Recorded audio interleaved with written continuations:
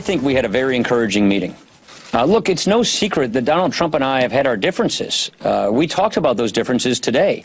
That's common knowledge.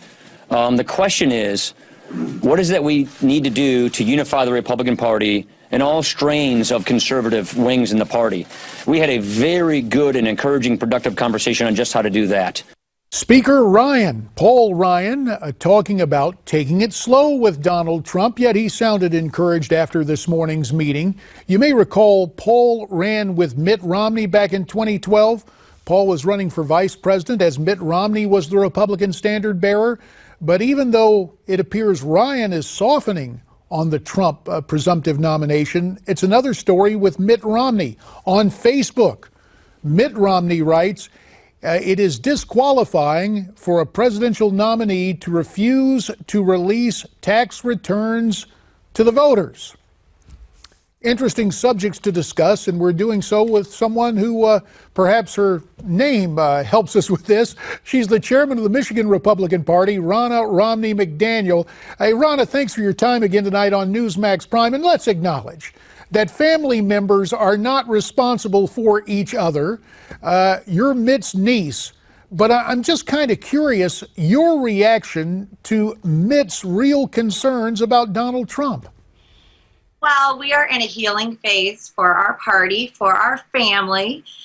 We just went through a very contentious primary process. We had 17 candidates. We've only had a presumptive nominee for a little over a week. We need to take some time, pump the brakes, and focus on healing our party. And certainly we owe it to Donald Trump to give him time to heal the party.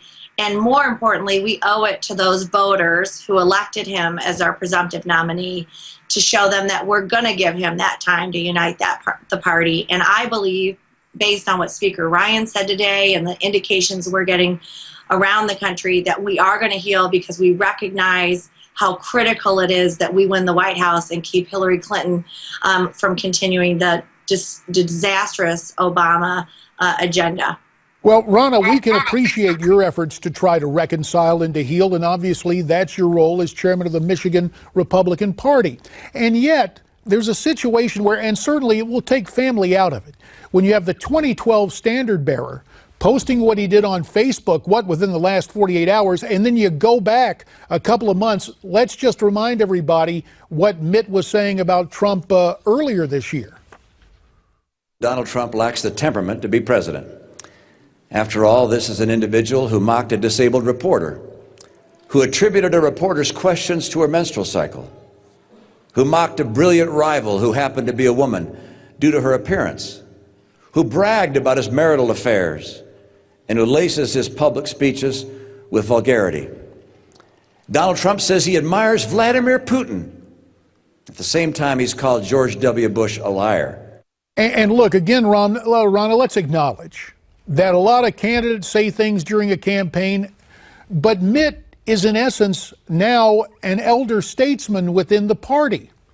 So I'm miffed at, one thing with that rhetorical excess of a couple of months ago, but the Facebook thing just the other day. Have you heard any talk? We heard last week that Bill Kristol spoke with your uncle about a possible independent run. What advice would you give to Mr. Kristol and to Uncle Mitt?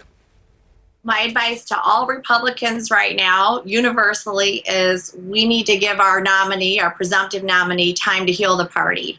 And we need to take a deep breath and honor those voters and what they have done to go out and select him as our nominee and give him a chance to unite the party. We are not going to win the White House if we are not united.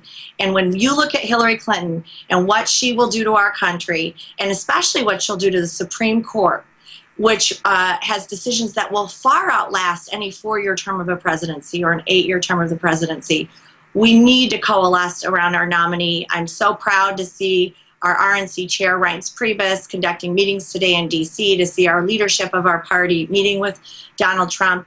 The healing is just beginning. It's going to take some time, and I'm going to keep working on everybody, including my Uncle Mitt. And on that hopeful note, Ronna Romney McDaniel, chairman of the Michigan GOP. Ronna, thanks again for your time. Thanks for having me, JD. And now it's time to get back to your phone calls. Let's go to Bismarck, North Dakota. Linda is on the line. Hi, Linda. Hello. I am from Bismarck, and I just want to tell the women of the United States to get over themselves and vote for the candidate that is the best for our country, for our children and our grandchildren. And also, I want to know where we can donate to Mr. Trump's candidate. All right, so Linda, you are all in for Donald Trump. Oh, yes, sir. All right. 100%. Very good. And I think women are just being petty. Well, let's talk about that as my good friend Glenn Downs, former chief of staff to Congressman Walter B. Jones of North Carolina, remains with me here on the anchor desk. You know, Glenn, for years we've heard about a gender gap. And this early polling, some of the news organizations are saying, wow, Trump just can't win the women's vote. Yet we have Linda calling, very outspoken and passionate in her support of the Donald. Well, listen, obviously in past election cycles, you've heard this gender gap talk, and it's been real.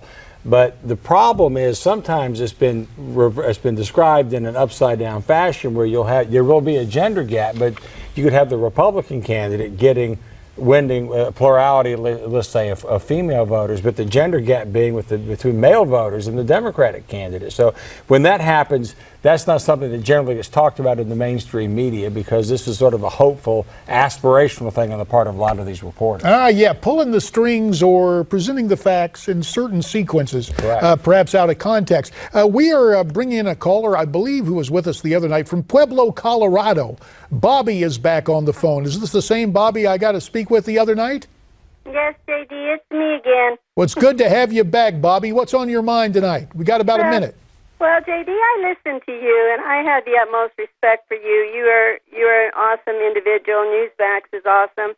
You get some really good people on there with some intelligent things to say.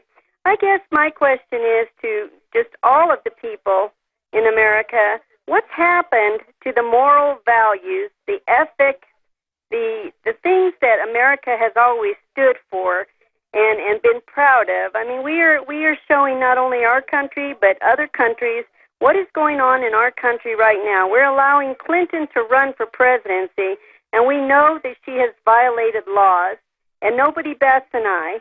We have a man who the people say they love and want as their president because of everything he stands for, and I was an independent, and I changed because of that, just to vote for Mr. Trump, and I'm a woman.